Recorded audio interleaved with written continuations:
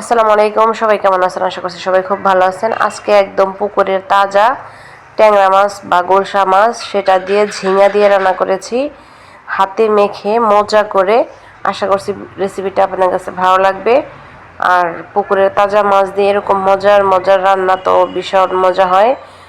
তাহলে পুরো ভিডিওটি যদি দেখেন, আমি এখানে কিছু পেঁয়াজ এবং কাঁচামরিচটা একটু বেশি করে নিয়েছি, আর একটু রসুন দিলাম এক গলা, আর মানে এক পিস যেটাকে বলে। আর রসুনটা, পেঁয়াজটা এবং কাঁচামরিচটা আমি হাত দিয়ে ডলে ইচ্ছা মতো, মানে কাঁচামরিচের যে একটা ঝাল থাকে সেটা হাত দিয়ে আমি এইভাবে ডলে বের করে ফেলবো। এটা আমার শাশুড়ির রান্না। তবে আমার কাজের বুয়া একটা ছিল, সে একদিন আমাকে গুঁড়া মাছ এভাবে কাঁচামরিচ চটকে ভালোভাবে রান্না করে দিয়েছিল। ওটা খেতে এত ভালো লেগেছিল আমার কাছে, তার জন্য এখন থেকে আমি যখন কোনো মাছ রান্না করি তখন ওই কাঁচামরিচটা এভাবে ডলে দেই হাতে মাখলে, তাহলে কাঁচামরিচ থেকে এক্সট্রা যে একটা গ্রান থাকে বা ঝাল থাকে সেটা বের হয়, তখন খেতে ভালো লাগে। আর এখানে আমি মাপ ছাড়া দিচ্ছি, তো এই জন্য একটু বেশি বেশি পড়ছে, তার জন্য আবার হাত দিয়ে তুলে নিলাম। এবারে কিছু হালকা একটু শুকনো মরিচ দিলাম, শুকনো মরিচ না দিলেও চলতো, তারপর আমি একটু দিলাম। আর একটু হলুদ আর একটু ধনিয়া দিয়ে নিলাম। এবার সুন্দরভাবে মেখে নিলাম। এবার সেই যে তাজা আমাদের ট্যাংরা মাছ পুকুরের, সেটা সুন্দর করে, আর সাথে একটা বাইম মাছও ছিল, সাথে অন্য অন্য মাছ ছিল, তারপর ওগুলো আমি দিইনি, শুধু মানে বাইম আর ট্যাংরাটাই দিলাম। এটা আবার এই মশলা সুন্দরভাবে মাখিয়ে নিব। এটা যদি আরও ছোটো মাছ হয় তাহলে আরও ভালো, এখানে কষিয়ে রান্না করলেও ভালো লাগতো হয়তো, কিন্তু আমি মানে সময় নাই, তার জন্য মানে ঝটপট রান্না করবো, এই জন্য একটু হাত দিয়েই মানে করে নিলাম, মেখে নিলাম। দেখলাম যে কতটুকু টেস্ট আসে। আর এখানে ঝিঙ্গাটা কেটে রেখেছিলাম, সেটা এখন দিয়ে নিলাম।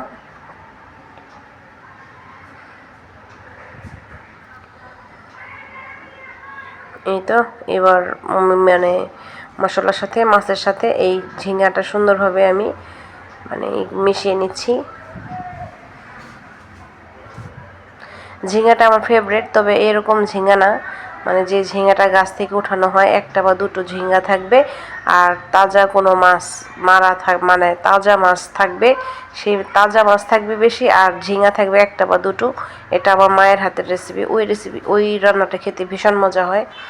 ওইভাবে করার চেষ্টা আমার থাকে, তার জন্য আমার হাজব্যান্ড ওই জানে যে আমি ঝিঙ্গা পছন্দ করি। সে যখন ঝিঙ্গা পাবে সে একেবারে কেজি কেজি কিনে নিয়ে আসবে, কিন্তু এইগুলো তো আর মজা লাগে না, কারণ মানে থাকে, অনেক বড় থাকে, যেগুলা মানে খেতে অতটা ভালো লাগে না। তারপরও ঝিঙার একটা আলাদা টেস্ট আসে, মানে ঝিঙা যে একটা আলাদা টেস্ট সেটা তো লাগেই।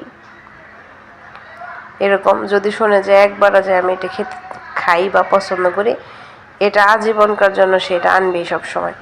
যাই হোক, তার জন্য হাত দিয়ে এটা মোটামুটি ভালোভাবে মাখিয়ে নিলাম। এবার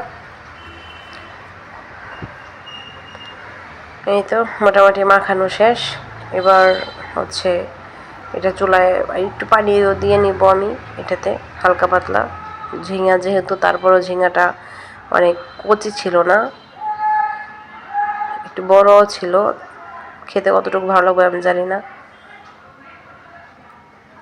এবার এটা আমি চুলায় জল করে নেব, আমি হাত দিয়ে হালকা একটু পানি দিয়ে নিলাম।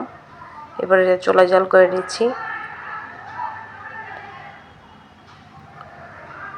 এবার ঢেকে দিলাম। এবার দেখতে পাচ্ছেন মোটামুটি পানি যতটুকু দিয়েছিলাম শেষ হয়ে যাচ্ছে। আবার পানিটা জাল হতে হতে ঝিঙাটা ভালোভাবে সিদ্ধ হয়ে যাবে।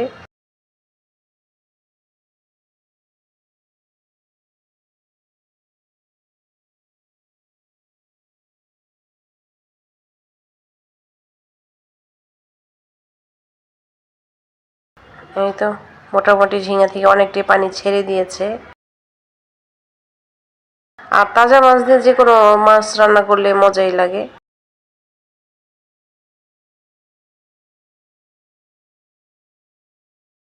তাজা মাছ দিয়ে যে কোনো রান্না করলে মজাই লাগে। এত মানে টেনশন করার প্রয়োজন নেই। তারপরে আমার মনে হচ্ছে যে মজা হবে। তবে আমার হাজব্যান্ড খেয়ে বলেছিল যে না, ভালোই হয়েছে।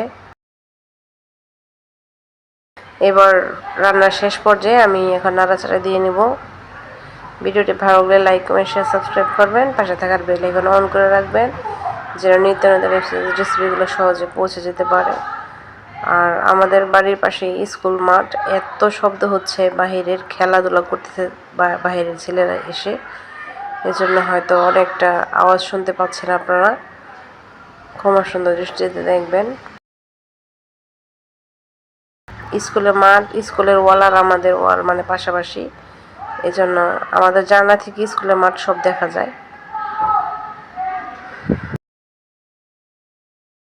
এই তো মাশাআল্লাহ হয়ে গেল আমার ছোট মাছ রান্না, ট্যাংরা মাছ আর ঝিঙা। কালারটা খুবই লোভনীয় হয়েছে। আজ এই পর্যন্ত, সবাই ভালো থাকবেন। আসসালামু আলাইকুম ওয়া রাহমাতুল্লাহি ওয়া বারাকাতুহু। আল্লাহ হাফিজ।